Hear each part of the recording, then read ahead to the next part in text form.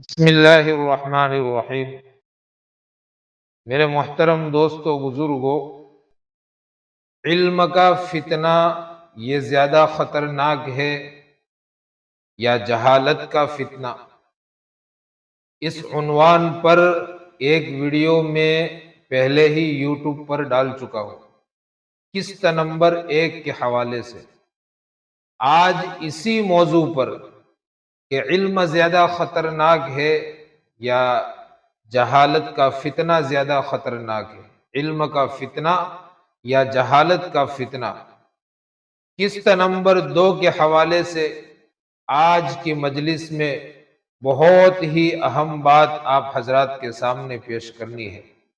میرے دوستو، عوام کی نگاہیں جب امت کے زوال، اس کے فکری انتشار اور اس کی تہذیبی بے بسی کے اسباب کی جستجو کرتی ہے تو سب سے پہلے جہالت کو الزام کا نشانہ ٹھہراتی ہے۔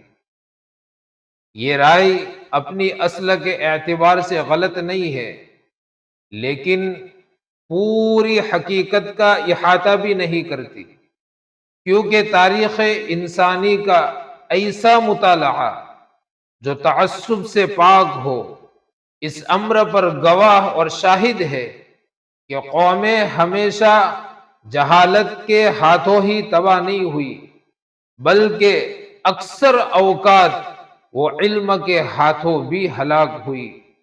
ایسے علم کے ہاتھوں جو اپنی روح سے محروم، اپنی غایت سے منحرف اور اسی طرح اپنی اخلاقی ذمہ داریوں سے بے نیاز ہو چکی تھی۔ جہالت ایک سادہ محرومی ہے، لیکن گمراہ علم ایک ایسا فتنہ ہے جس میں کئی خرابیاں ہو۔ مثلا جہالت انسان کو حق سے دور رکھتی ہے، مگر غلط علم اسے حق سے دور رہتے ہوئے بھی حق پر ہونے کا اطمینان بخشتا ہے۔ جاہل اپنی محرومی کا شعور رکھتا ہے، لیکن صاحب فتنہ علم کا فتنہ رکھنے والا آدمی اپنے انحراف کو، سیدھے راستے سے ہٹ جانے کو عین ہدایت سمجھتا ہے۔ یہی وہ نقطہ امتیاز ہے جو جہالت اور گمراہ دانش کے درمیان حد فاصل قائم کرتا ہے۔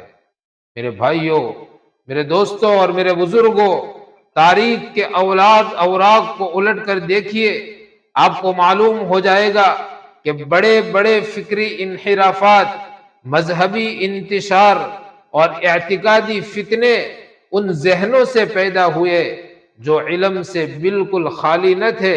ان کے پاس دلائل کا انبار تھا، ان کا مطالعہ بھی بہت وسیع تھا، ان کے پاس ذہانت بھی تھی، اور بعض اوقات تو زہد و عبادت کا ایک متاثر کن پس منظر بھی تھا ان کے پاس۔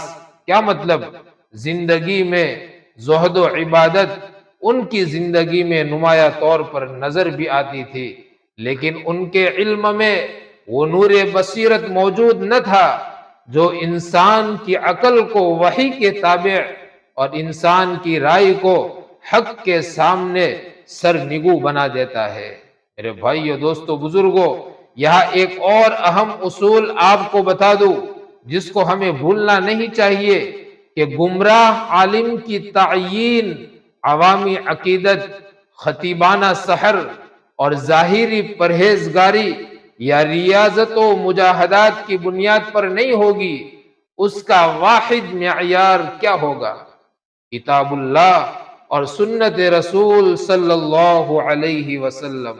ہاں، حق کسی شخصیت سے پیدا نہیں ہوتا، بلکہ شخصیات کی قدر و قیمت حق سے وابستگی کے بقدر متعین ہوتی ہے۔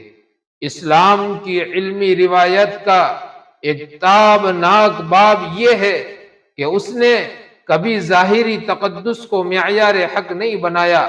یہی وجہ ہے کہ ائمہ جرح و تعدیل نے محض کثرت عبادت کو قبولیت روایت کے لیے کافی نہیں سمجھا۔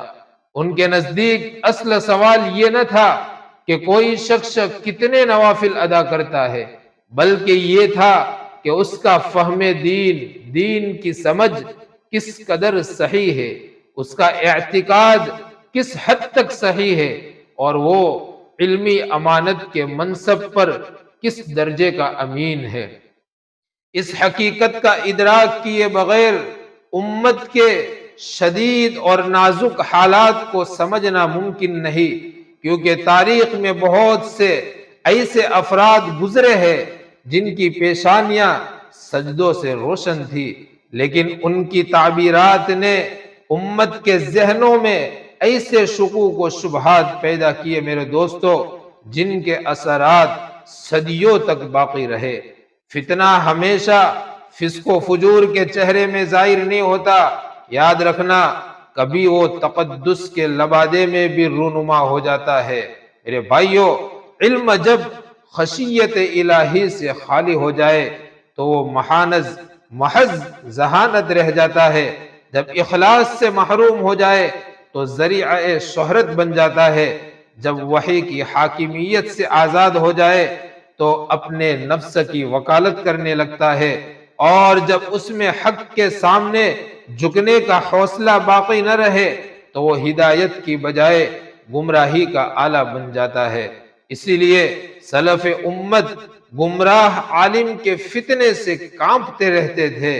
جاہل کا نقصان اور جاہل کا ضرر ایک محدود رہتا ہے، کیونکہ اس کے ارد گرد مریدین کا ہجوم نہیں ہوتا، لیکن جب انحراف، سیدھے راستے سے ہٹ جانا، یہ علم کی زبان میں گفتگو کرنے لگے، علم کی زبان میں بات کرنے لگے، جب گمراہی استدلال کے سانچے میں ڈل جائے، اور جب باطل تقدس کے حفاظتی قلعے میں پناہ لے لے تو اس کا اثر محض افراد تک محدود نہیں رہتا، بلکہ نسلوں کی فکری ساخت کو متاثر کر دیتا ہے۔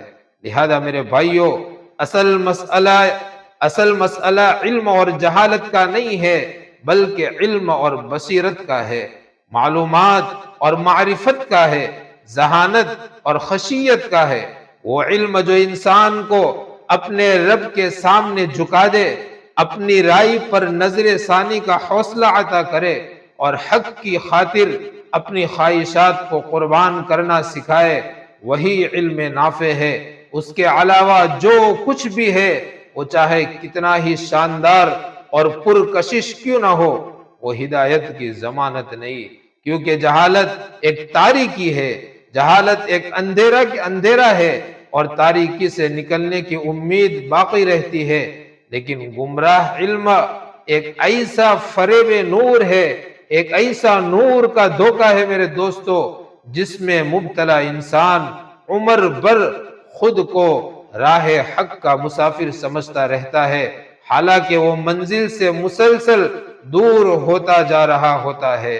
اسی لیے میرے بھائیو، دوستو، بزرگو، اللہ سے علم نافع مانگو، اللہ سے اخلاص مانگو، اسلام اور شریعت پر شکوک و شبہات پیدا ہونے پر قرآن و حدیث کی طرف رجوع کرو، اپنی عقل کا سہارا مت لو۔